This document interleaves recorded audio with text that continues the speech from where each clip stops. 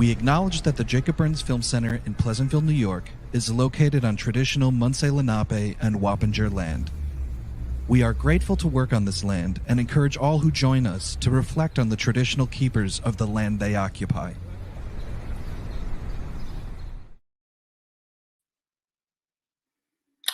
Hi, my name is Brian Ackerman, and I'm the Programming Director at the Jacob Burns Film Center. It's my great pleasure to welcome you all to this evening's program. I hope you've all had an opportunity to watch this wonderful film about Maryam Mirzakhani. It's great to welcome all of you out there in the audience and our panelists as well to be part of this. And this is a special program at the Jacob Burns Film Center for Science and Mathematics. This program has actually been very elusive. It's interesting. It's part of everything that everyone is experiencing this year. We tried to schedule this just as the pandemic was breaking last year, and since 3 times since then, and we're very ecstatic that it's finally coming to be. And now we actually have this terrific panel to discuss questions from the film that the film begins to explore of her very remarkable life and work. And I'd like to turn this over now to David Eisenbutt, the director of the Mathematics Science Research Institute, who will introduce the panel. Thank you, David. Thanks, Brian. We do indeed have a wonderful group assembled to talk about the film and talk about the situation in which it was made and the people around it. So George Chichery is the director of the film, director of Zala Films, has made a career lately of films about mathematicians and mathematics, and a remarkably successful one, I think. Amy Wilkinson at the University of Chicago knew Maryam well in the mathematical context, and of the 5 of us is probably the closest to her mathematics, and we'll be able to talk about that. Qumran Vafa, professor of physics at Harvard University, was one of the people who engineered her coming to Harvard from Iran. Very important transition indeed, which was at the beginning of her career, and he can talk about that. Hélène Barcelot, who's the deputy director of MSRI, the Mathematical Sciences Research Institute, if you haven't parsed that already, will talk a bit about Maryam's history in connection with the Institute, as I will myself. So I think we really have a great group to talk about this. I want to start for a moment by talking, however, about MSRI, about the Mathematical Sciences Research Institute, which produced the film and really inspired it, I think, and is a remarkable institution in itself. MSRI is an international center for research in mathematics.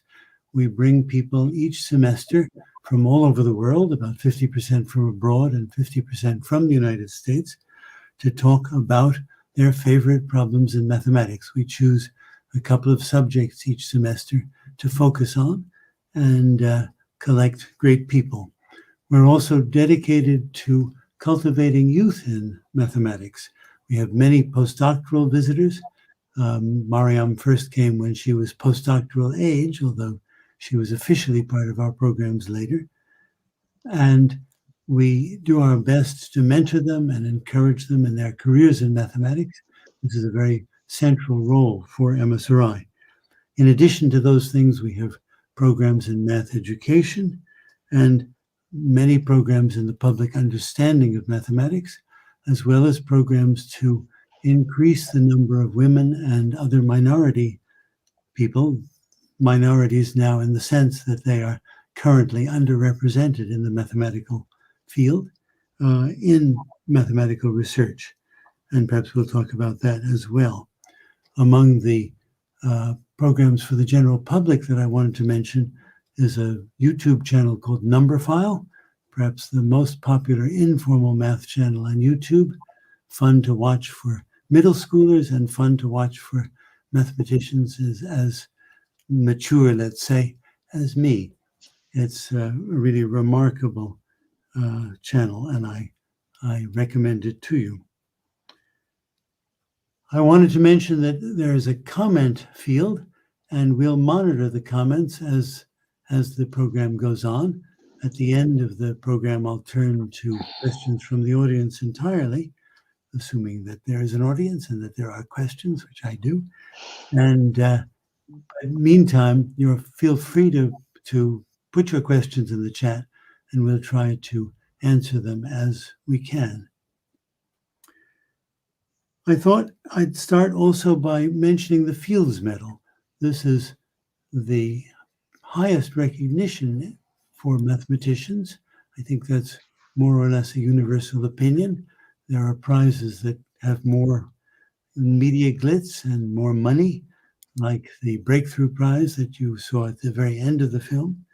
But the Fields Medal stays in the heart of mathematicians as really the greatest honor, given only to people under 40 years old, and really a signal of high achievement at the very beginning of the career, given once every 4 years, often to 4 people at a time, and given with great hoopla at the International Congress of Mathematicians, the next one of which will take place in Moscow in a year and a half time.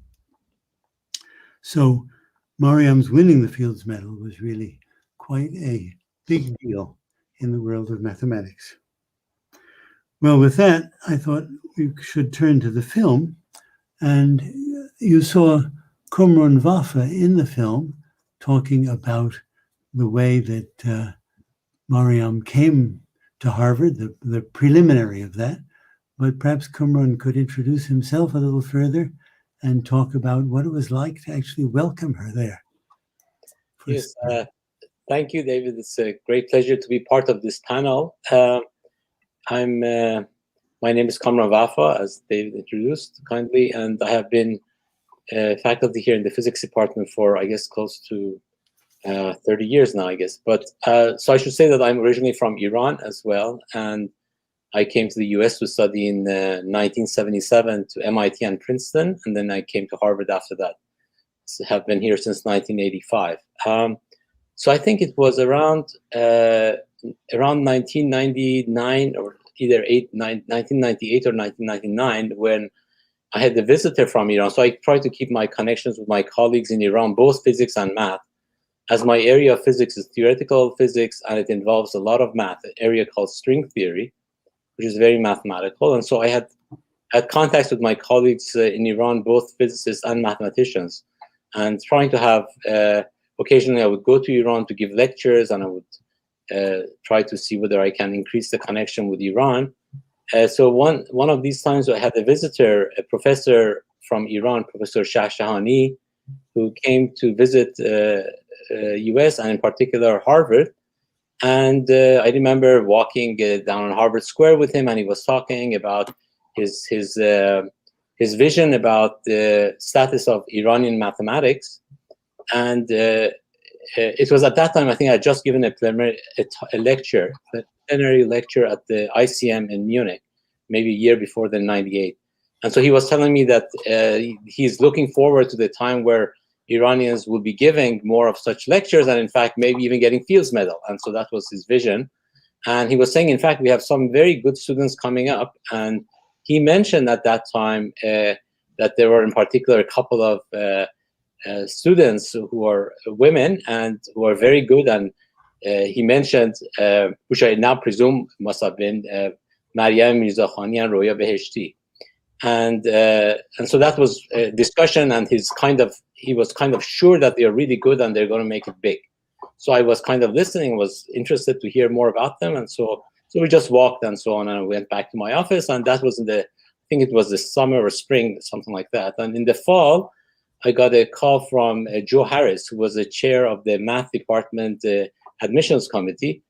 And he called me by saying that he's looking at the application files, and there's one student specifically from Iran, Maryam Mirzakhani, and do I know her? And I said, no, I don't know her. And he asked me if, and I asked him, by the way, where is she from? And he said, from Sharif University. And as soon as he said that, I remembered my discussion with Professor Shahshahani. I said, oh yeah, actually I do know. I have heard about her, and I strongly recommend her based on the strong recommendation that Professor Shahshani gave. So I would recommend getting her to the admitted to Harvard. So that was my only role. Of engineering is kind of maybe an overstatement, but that was my only role in trying to get her to Harvard. And my first time I saw her was, I think, as part of a workshop that I had organized in 2000, in the summer workshop that Clay Math Institute was holding.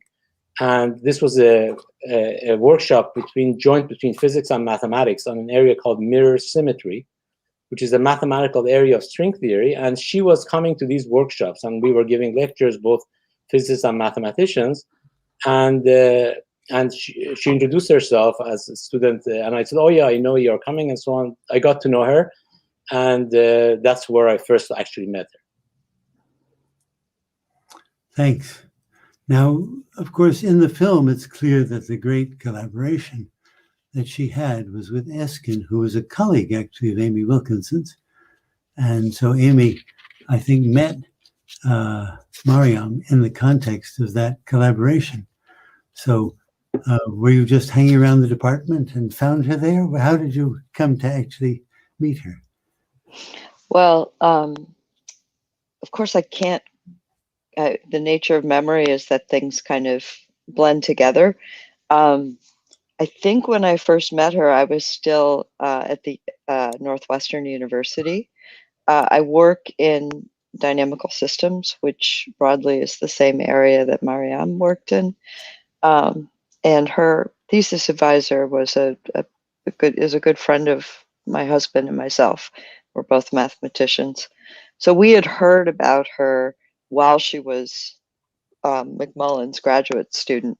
He would talk about, how much he enjoyed being her advisor, basically. And so the first time I met her, I think she was a postdoc. So this was probably around 2005, and it might have been before her collaboration with Eskin, actually. But we had her over for dinner, and she was charming and delightful. And,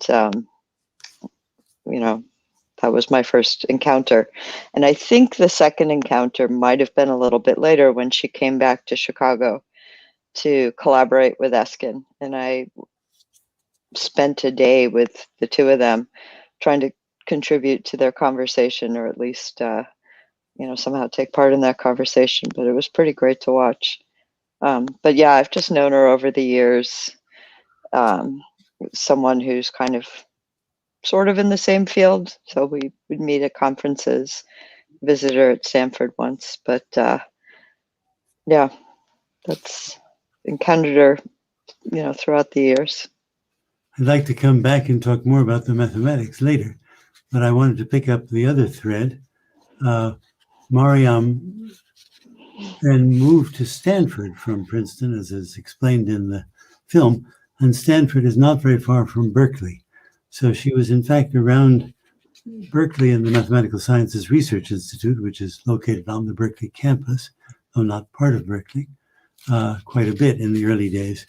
And Hélène and I both met her first in that context. And then do you want to talk about her involvement at MSRI?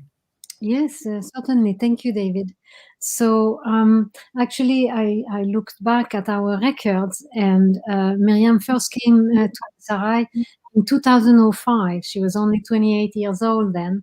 And she was actually accompanying her husband because we had a program on mathematical computation and statistical aspect of image analysis. And MSRI has a research program, and the topic change each semester. And so researchers come only when it's their area. So that was not her area at that time, but she came.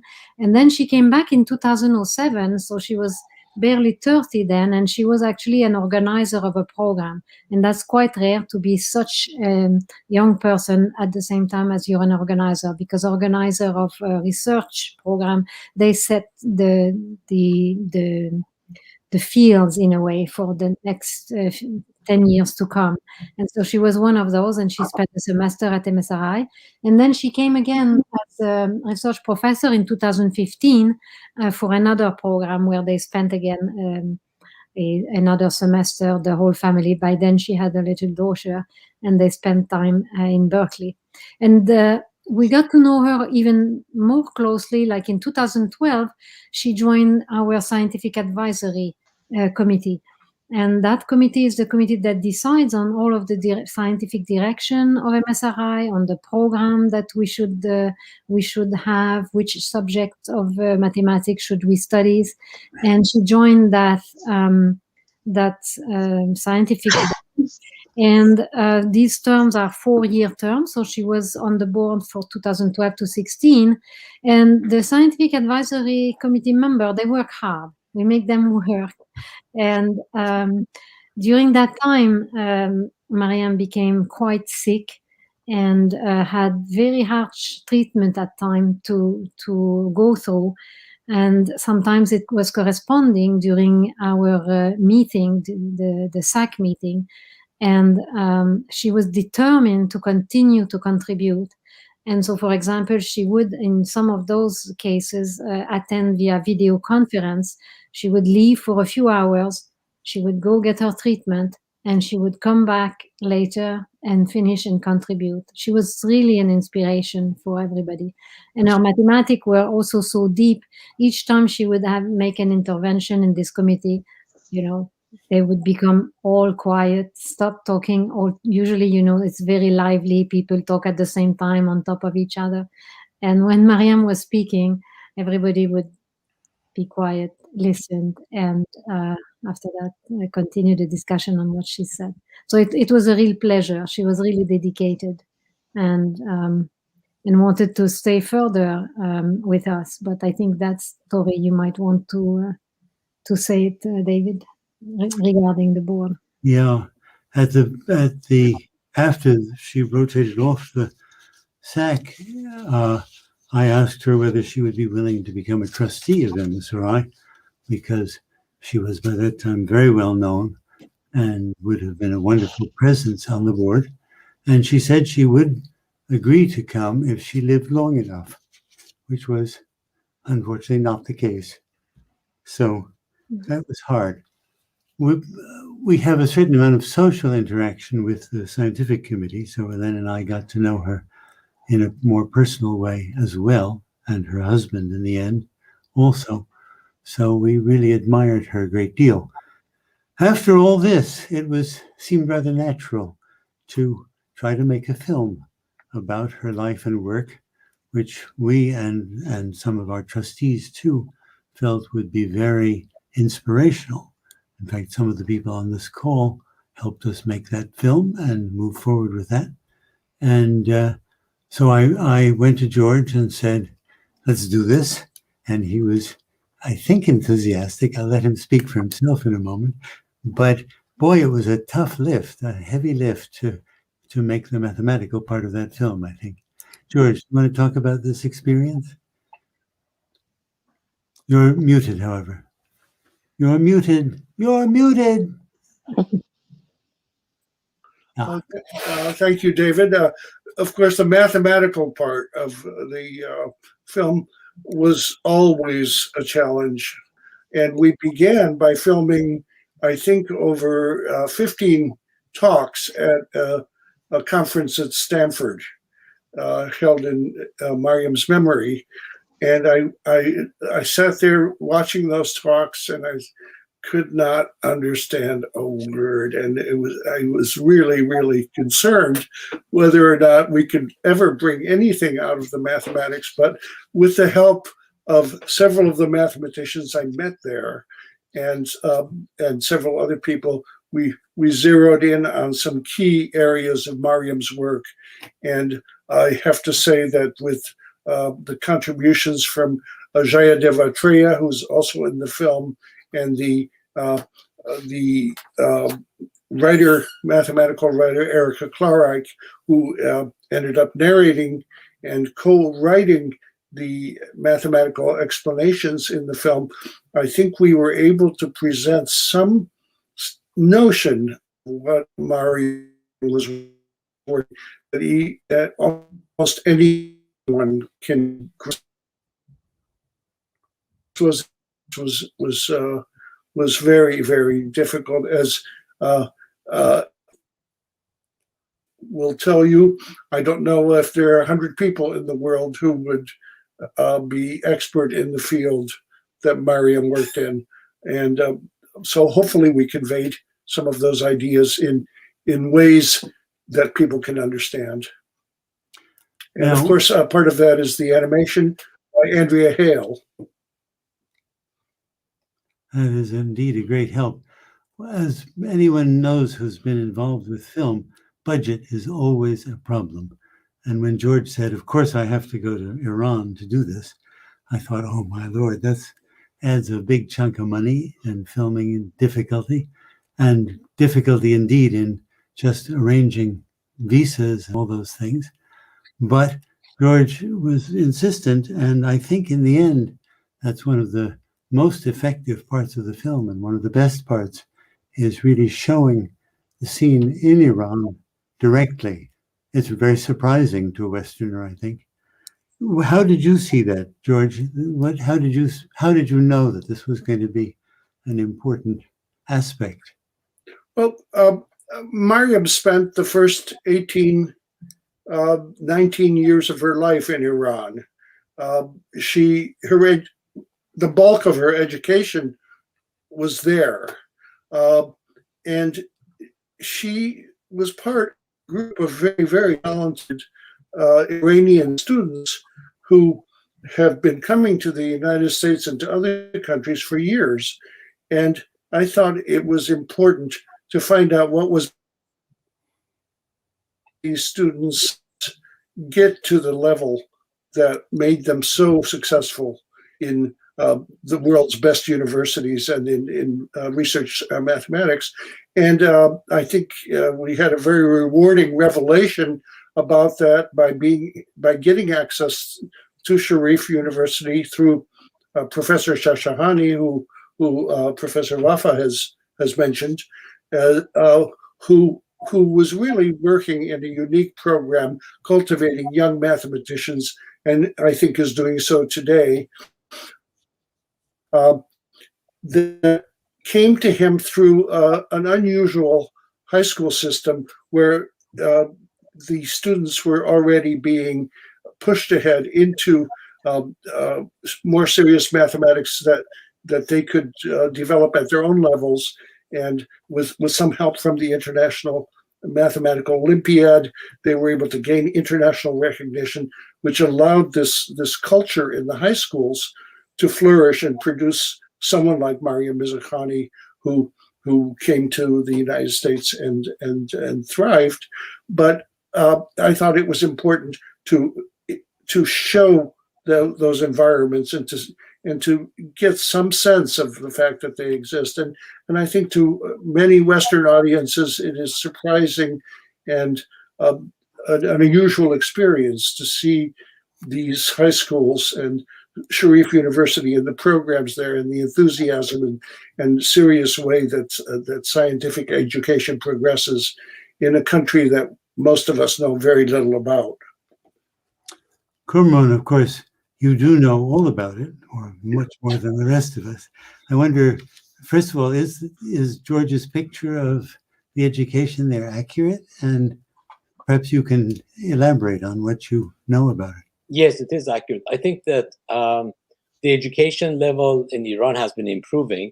And I should say very happily, the situation has been, the amount of education specifically for women in the universities are growing very well. And in a sense, they are essentially half of the university students are women in Iran. So this is great. And I think it is very, there are few areas which they're very strong in, and mathematics is one of them.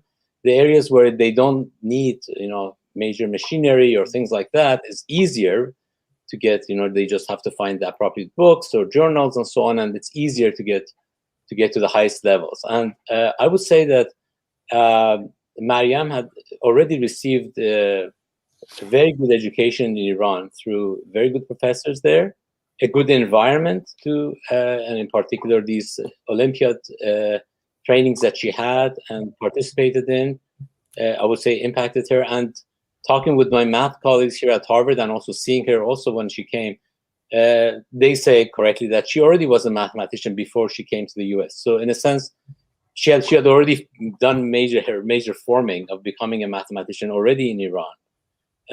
Of course, the opportunities and the interactions that she was exposed to in the US clearly had major impact afterwards. But she was already, in a sense, the product of education she received in Iran. And I think she vehemently strongly defended the education that she had received, because there's this misconception that, in Iran, women don't get an education and this and that. And she said this is completely inaccurate, and she was trying to rectify this misunderstanding herself. Now, she and Roya, as I understand from the movie at least, were the first in the Olympiad program there, first who were allowed to take part there. And does that represent a general shift, or was the Olympiad is, for many mathematicians, although it can be quite motivating, it's not a big part of mathematics. So it's quite possible to have wonderful math education without participating in the Olympiad. How does that work in Iran, or how did it? This is something that happened after I had come out of Iran. So when I was a student in Iran, there was no such thing. So by 1977, when I came to the US, I didn't even know there was this international math or physics or any Olympiad. So I wasn't even aware of it. So this is after that, and as we see in the film, the first women to be able to participate in the math Olympiad were indeed Maryam and Roya as part of that first group for women. The men, I think they had started presumably earlier, but I don't know the exact date they started. But I think this was a vehicle to try to connect to outside math, in a sense, kind of ongoing math and so forth. I think, even though I think in the US that's not viewed as necessarily the right vehicle to become a mathematician, that's not a prerequisite, but I guess I can see that from the perspective of somebody in Iran, that might look like a very natural vehicle to try to connect. Yes. So there's a good deal of the mathematics shown in the film. One of the things that I had to watch a couple of times before I understood what it was doing there was the giraffe, which is shown so proudly, made out of toy pieces. Amy, can you explain a little bit what that's about? Something that isn't really explained in the film. Well, I can give my best guess. So I thought that was a llama. So that's how knowledgeable I am. But I believe that is an illustration of a flat surface, because it's composed of these little squares that have been kind of fit together. And it's a surface. Well, I'm trying to think what the genus is. I think it might be genus 0. So it looks like a sphere with some punctures, probably. And I believe that was probably made by Anton Zorish, who has a really good sense of humor about math and life. And that's about all I can guess. But Maryam was an expert on surfaces. So it's the surface of the animal, whether a giraffe or a llama, or perhaps a whale, as in Hamlet. That is the important thing there, right?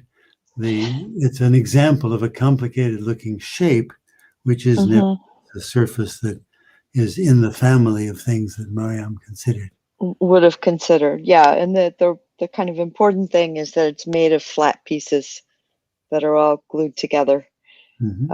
So that's what makes it a flat surface, even though it's a giraffe at the same time. Yeah. Now, coming back to George, you made this documentary into a real story, I think, and it has a certain rhythm and a certain pathos too. Can you talk a little bit about your approach to making mathematicians accessible to the wide world? One important fact that I think everyone watching the film will realize is that Maryam was no longer there for us to work with. Everything that her presence in the film had to be drawn by other people and what other people said about her, her colleagues, people who worked in her field, like Amy, her family, and her family. By her family, I mean her husband, because I did not have access to her parents, who decided not to participate in the film.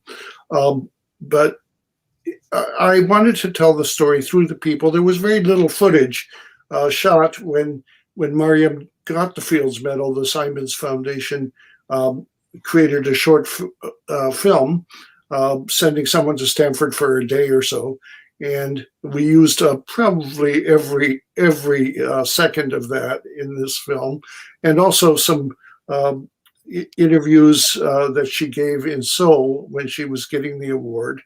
And other than that, the footage of her at different lectures at Princeton and Harvard. And so that's really all we had of her voice and her image, and a few stills, of course, collected from her friends and husband. So I wanted to tell the story through the people who knew her best and who worked with her. And so the film, as a result of that, partially becomes their story. And that means that it's a story of the community of mathematicians who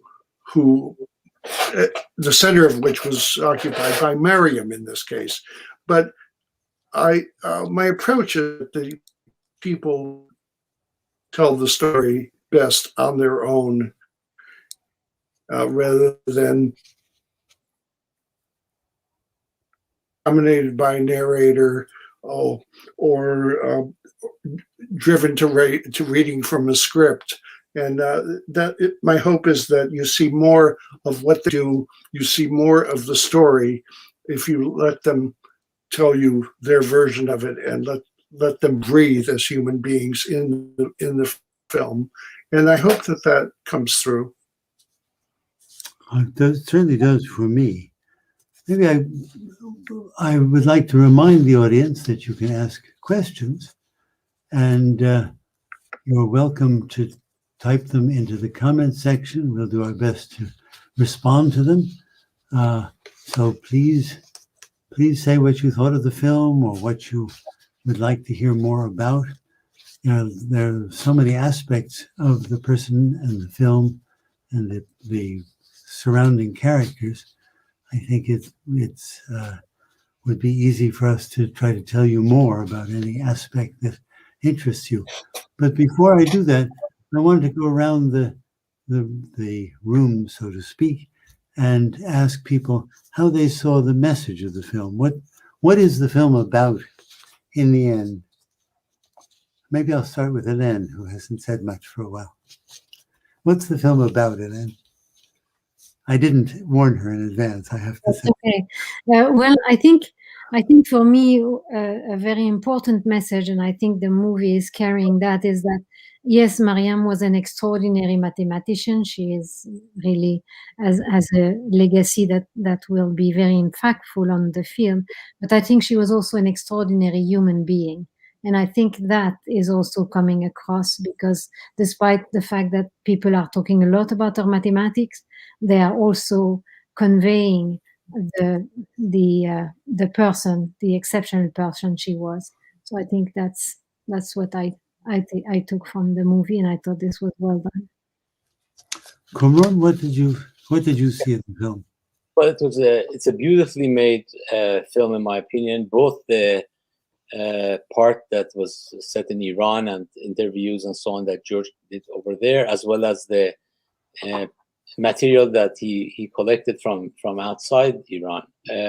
It conveyed a person, first of all, devoted to in a strong way to her math interest and following her interest to the maximum, dedicating herself to it, but not losing herself into it. In other words, she saw life a bigger thing than just mathematics, but nevertheless, math was a strong passion, and she completely devoted herself to it, but she saw life as a bigger thing at any rate. It shows also her humility in terms of how humble she was, and the impact that she had on lives that on the lives of people that knew her, and the impression that they all got from it. And so I think despite her short life, her impact is totally disproportionate to the length that she lived. And the way that she carried herself and so on, about what she had actually accomplished, she never thought of it as a big deal herself, and it was not just something she would say. That's the way she really felt. She didn't think of it that way, and she never wanted, for example, to be seen as somebody who wants to do something just to promote herself in any form or shape. And in fact, she always shied away from spotlight as much as she could. So it's in fact ironic that she ended up in such a position that she is today. And the film captures these aspects, and her math, and the beauty of the math she's dealing with, as well as her humanity. Amy, what's your take on this picture? Beyond what's already been said, which I agree. I agree with everything that's been said. I was also struck by how well you captured the movie captured the community around her. It just to hear what people had to say. I didn't realize you could get that out of these people. The way that the mathematics was conveyed was incredibly impressive. That is hard. That is difficult mathematics to explain on a level that people, can begin to understand it. And I was very impressed by. And I did learn. I learned a lot. So, I knew her in one context, but my favorite part of the movie was probably the part in Iran, where I learned so much about her friends there and the community there. I found it just a very moving tribute. George, is that what you meant to put in the film? George is frozen for the moment, but no, now he's moving.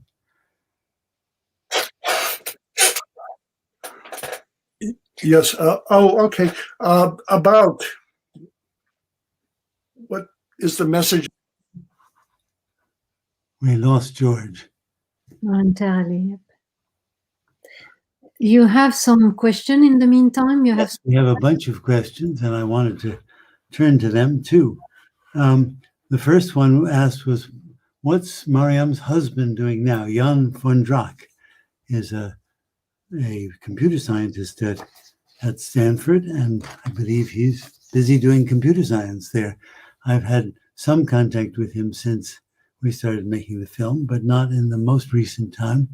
Have any of you spoken to Jan in the last year of this pandemic? No. I had email exchange with him. Mm-hmm. He's fine. I think he's. Nothing in particular. There was some event in honor of Maryam, and I was wondering what he thought about it before I participated. But that's my extent of interaction with him recently. He has been rather shy in terms of participating in such events. Yes, he was very positive towards the film. I had contact with him also recently. What did you learn? I'm afraid George's feed is suffering. Where will the film be shown? We need George to help us with that one. Well, we have at least also, we know that at some point it will be on the NPR, it will be broadcast on PBS. So at least we know that. And it is shown, it was shown, for example, there is a May 12 event that was created by the International Mathematical Union. And May 12th is to commemorate Maryam's birthday, and it's in a day for women in mathematics on the birthday of Maryam. And during those events that are happening throughout the world, the movie is shown, for example, in university across and in high schools and in colleges. So that's another place. When will it hit? George, you are there. Maybe you can hear us. Or let's hope that if you speak, you're not going to be thrown out. Okay, can you hear me? Yes, now it's better. So the broadcast will take place in March of next year on public television on PBS. I think that is called Women's Month. So it's going to be in conjunction with that on public television stations throughout the country, presented by American Public Television, APT. So another person asked whether students from Iran are still coming to the United States to study, and how that's working in this funny time of political discord. Yes, maybe I can say a few things about that. Actually, Maryam was very shy in participating in any activity outside mathematics.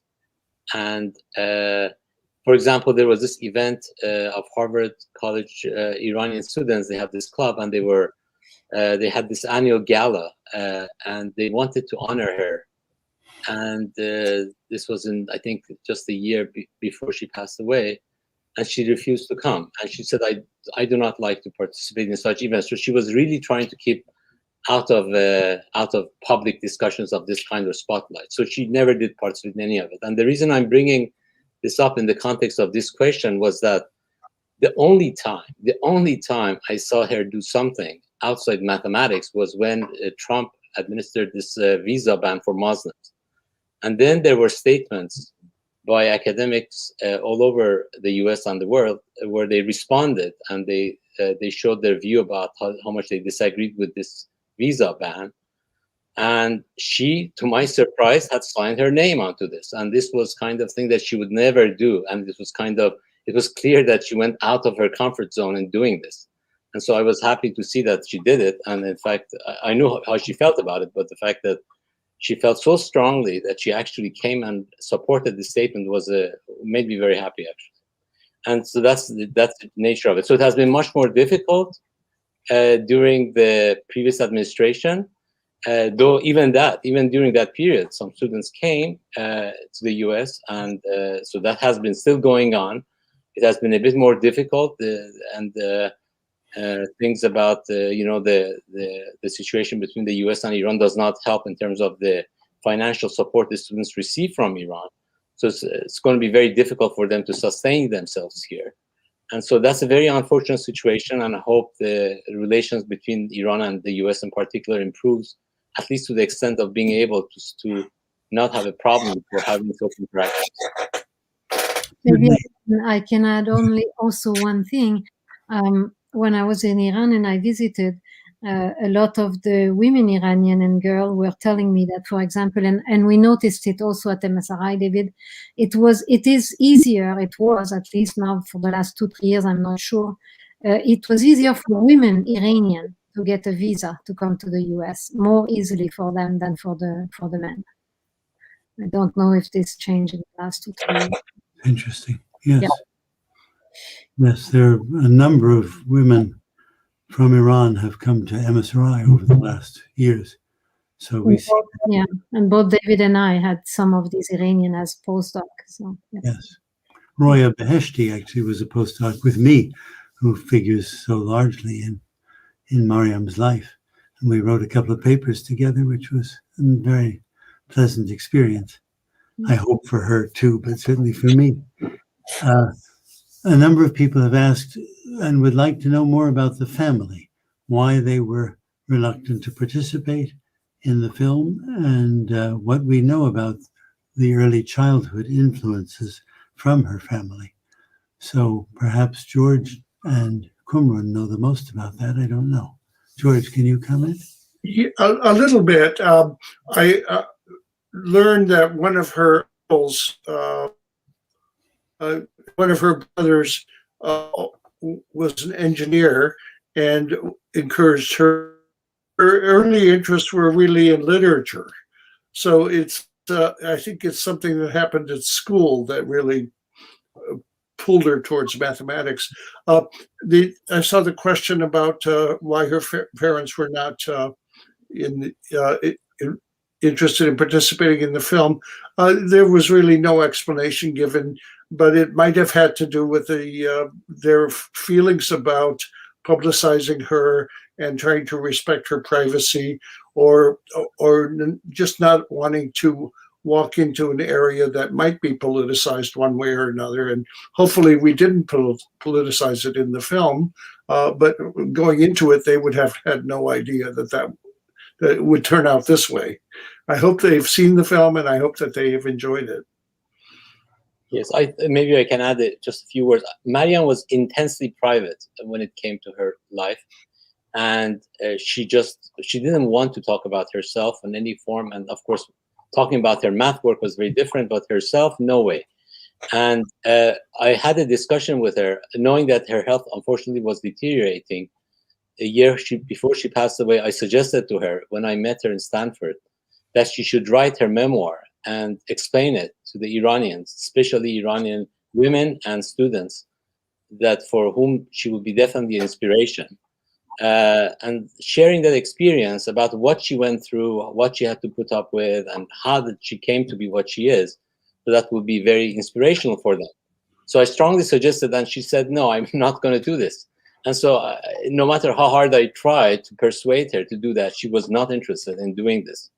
And for various reasons, and I don't want to get to all the reasons she gave, but at any rate, she was definitely wanted to keep it private. And my suspicion is that her family is just continuing and to respect her wish and to try to keep it private. Yes, it is. Perhaps also a feature of the tension between the two countries, that this is a difficult issue. The mathematics was certainly primary for her. I think the point that was taken and which impressed me most in the film was the extent to which her life was a kind of whole, that she, even though so absorbed with the mathematics, was able to fully enjoy a family life and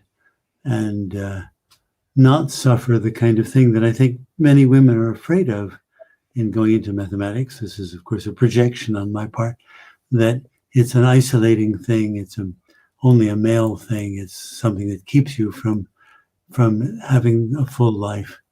And although there are certainly examples of people who disappear into mathematics, Maryam's example shows that it's not a necessary thing to do to be a great mathematician. Certainly a great deal of energy went into her mathematics. It's impossible to overstate that fact. But she had energy left over for the rest of life too, and was a delightful person in every sense. The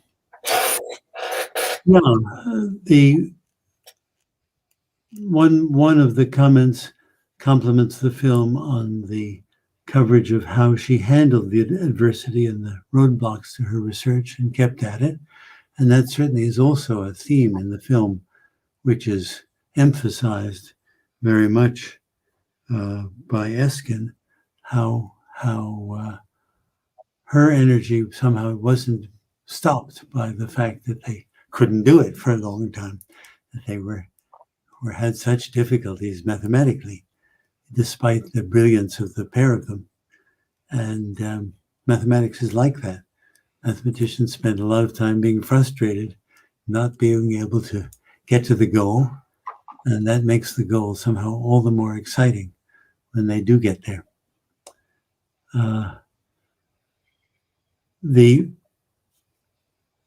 Let's see. Someone comments that it's really important for adults and youth in America to see the brilliance of people from different countries and cultures. And I think that's true. The American experience, perhaps because we don't have so many immediate influences from outside, we're a big country, and tend to be an isolated one in a lot of ways. We don't appreciate how well the rest of the world does sometimes and how significant it is. And I think that's to our great disadvantage. Certainly at MSRI, we see the importance of mathematics done in foreign countries and the importance of mixing the American mathematicians with the mathematicians from abroad, and how central that is for all of us. Perhaps a number of people in the comments have complimented George on being able to show the mathematics so well, and maybe you could comment, George, on if the internet will let you, on how you managed to bring out the mathematics through the people who were around you and who could explain it. What's the process there? How did you find those folks? Whoops. George is back. I'm back. Yeah. How did I find the mathematicians? Is that the question? Yeah. What was the process of putting the mathematics into the film? How did you overcome the initial difficulty that you mentioned of understanding not a word of those talks? Okay.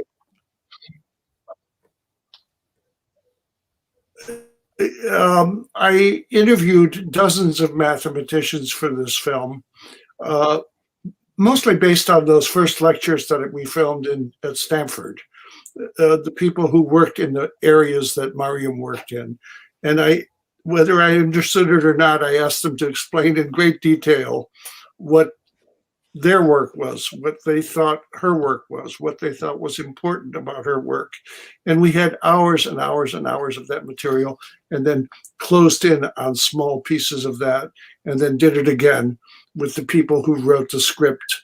Jaya Devatreya, Erica Klareich, brought all of that information together.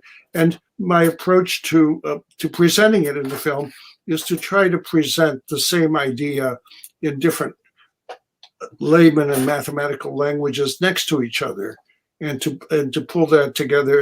And if you show the same thing in different ways, there's always a chance that someone will understand it. And that was my hope. That's a rather pessimistic way to put it. But I think people do have a feeling of understanding some part of it. Here's a related question, which is a tough one for Qumran, certainly for Qumran. In a sentence, how Maryam's work applies in string theory? Well, that's a great question. If I may go more than a sentence, that'll be easier. So let me try to do it. Maybe give me a few more than a paragraph or two, perhaps. So if you have a string is like you can think about like a little loop, like a circle, and suppose it moves. As soon as it moves, you get a surface. So the property of moving strings is the study of surfaces. So that's natural connection. And what in fact my PhD supervisor, Edward Witten, had done was to actually connect a lot of things that are going on in string theory to mathematics. And he had actually developed certain results that were known as Witten's conjectures about properties of spaces which characterize different surfaces. And one of these involves study of certain properties on these spaces characterizing these shapes of these surfaces that he had put forward that was already proven by a mathematician, Maxim Kontsievich. And when Maryam was a graduate student, she started working on a project which ended up being related to this conjecture that Witten had made, and it's discussed partly in the film about the fact that she proved she gave a formula about the volume of spaces which characterize these surfaces, and this turned out to be quite an elegant proof of Witten's conjecture.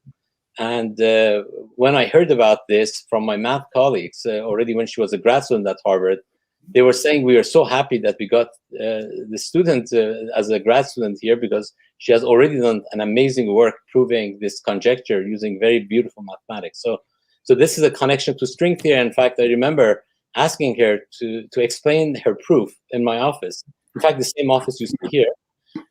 And she was explaining to me on the board in a way was so humble. She would say, "Oh no, I didn't do anything. I just did this."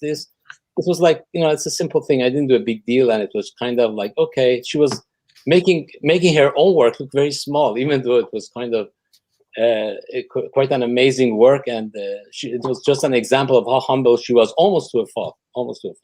Amazing person. Another question of a very different kind, but not necessarily so much easier. How can we in the United States help girls like Maryam express their mathematical talents to the fullest? Let me ask Amy and then Hélène what their thoughts on this subject are.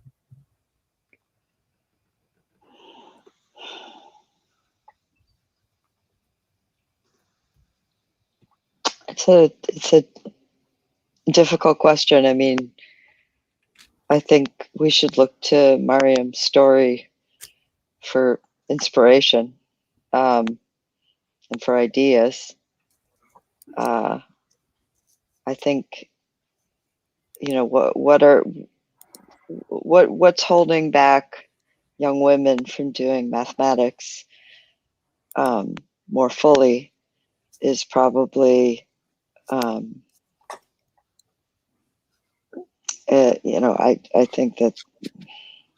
think this is a very difficult question to answer, quite honestly. I mean, the programs encouraging girls to take part in mathematical activities, I think, are useful. A lot of it is having more role models and more exposure to role models, and not just for girls, but for children, from underrepresented groups. There's even more of a crisis there. It's a hard question. It would take me quite some time to give a good answer to that, I think. It's something I've thought about quite a bit. At MSRI, Hélène and I have thought about this a lot too, and we have the privilege of having some resources to put into it. Hélène, do you want to talk about what we've thought about to do and what we have been doing, as well as what might be done? Yes and no. Yes and no, in the sense that I wasn't sure who is asking the question, in the sense that I think, like Amy said, it is a very complex problem. And it's a multifaceted problem also, and there are answers that are needed at all levels. And like you suggest, David, there are institutional answers, and there are also answers just from the social network or the family where the children are growing up. And I think so. That's why I was wondering who was asking the question. If it is as a parent, I think it's very important that even if we are not mathematical, as a parent, that we don't assume that our children are not going to be mathematical, and to pique their curiosity, and not to shut down when it is a girl. There are a lot of I don't express myself maybe very clearly, but there are a lot of indication often that girls will not be asked the same question as the boys, and that can have repercussion in the long term. You're not expected to answer, mathematical or even arithmetical question and so on, and so therefore you stop yourself. So anyway, this is a very small example of maybe a thought I have of how to help when you're just with the children. As for institution, there are, like David suggests, ways from the program that are, some of them are called Math Circle. These are programs that encourage young children and adolescents into thinking about mathematics outside of the curriculum, of the math curriculum, and that can have definitely defining moment for children, because they see how beautiful it can be, how fun it can be, and that's not just drill of learning multiplication table or whatnot. And I think that's one. Others is indeed a role model. Another one is the Math Festival. You may have in mind, David, the National Math Festival. and which is bringing mathematics to the public and showing the beauty of it and making sure that we are reaching all, that we are indeed reaching everybody and not just a subsection of the population. I don't know if you had other thoughts, David. Well, so I think that it's not only a problem for children, but as people go on through the education system and then in the university system, there's lossage of women at every level, I think. Yeah. And some of our programs at MSRI really, we're in a much better position to address the research end of that process. And so, for example, I was thinking of the summer research program that you were very instrumental in starting. Yes, I think you're bringing something very, very important. Is one of the many reasons why there is a leakage at all level is the sense of belonging. And that is important to develop. And often women, you will hear them saying that they don't feel that they belong necessarily because they are in minorities. And creating this sense is very important. So we do have program for that. That's not for children anymore. It's for women researchers that have obtained a PhD in mathematics, and to help create what we call now kind of a safe space where they can work among themselves on research and not fear of the of expressing their idea and being put down or feeling that, oh, this was maybe a silly idea. This sense of liberation of being free to work as you wish. That's been very important, and that's a program that has gained enormous traction every year since we've started it only 3 years ago. The number of women that are applying to participate in that has doubled every year since it started. So and I think David and I we have lunch with these women and we talk with them to see precisely what they feel is the most important from that program. And I think the rallying cry there is this sense of belonging and being able to do mathematics safely. So that's an important. Of course, we have right here 2 examples of women who were not put off by mathematics and who persevered and became distinguished mathematicians. So it might be interesting. This is a big subject and we could talk for another hour on it, which we don't have.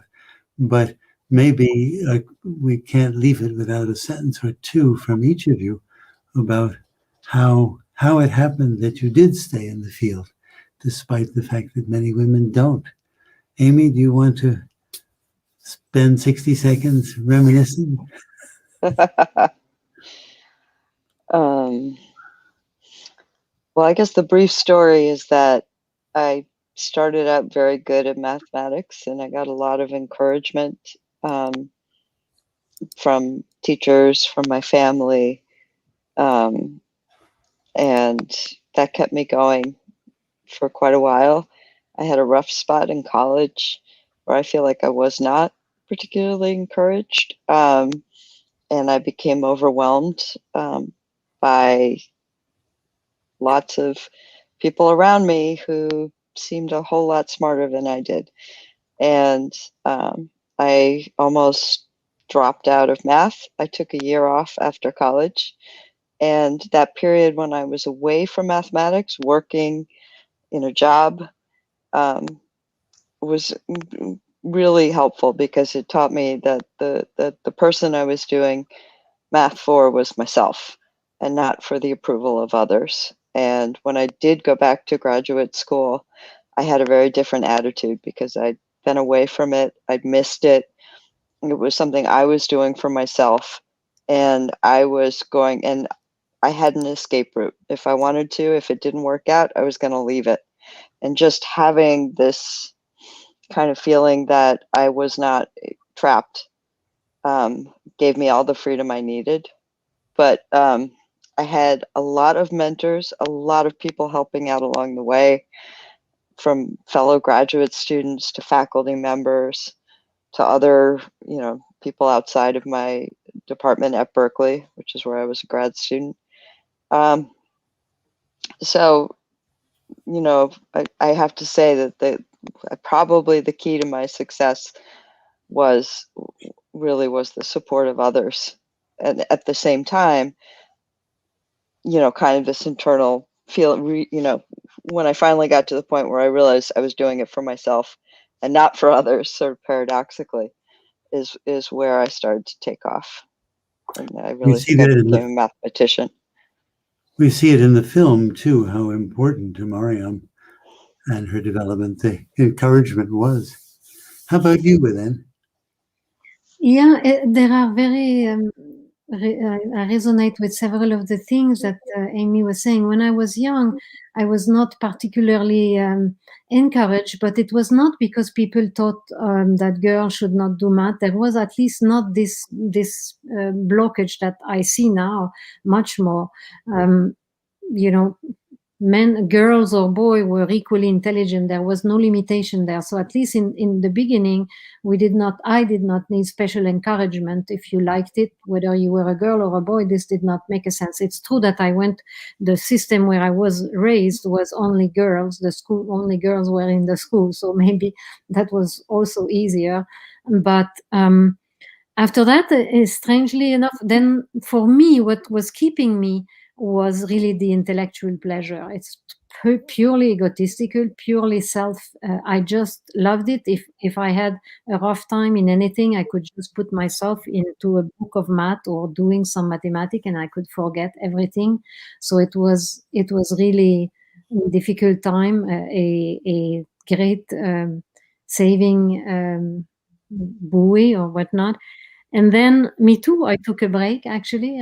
Because I thought it was, what can you do with math, really? You're not going to do anything important for the society. And so I went into epidemiology for a while, and I tried other things because I felt mathematics was not useful.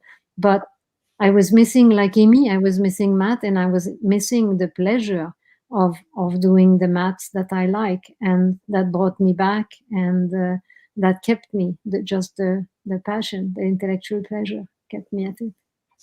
So. All right. As I said, we could spend an hour on this subject quite easily, I think. Mm-hmm. It would be interesting to do so. But we're over the time when I expected to end this session, and I think it is time to wrap up. So thank you all very much for participating. Kumran, George, Hélène, Amy, I think it's been a very interesting discussion. I hope the audience has been able to enjoy it too. And thanks very much to the Burns Center and to Mark Kleiman and Stephanie Lin, who I think originally suggested this whole session, and were very instrumental in helping the Burns to realize it. So there are lots of other film programs at the Burns Center, lots of excitement to be had, and I hope that you enjoyed this and come back for more. Thanks again. Thank you, David. Thanks. Thank you.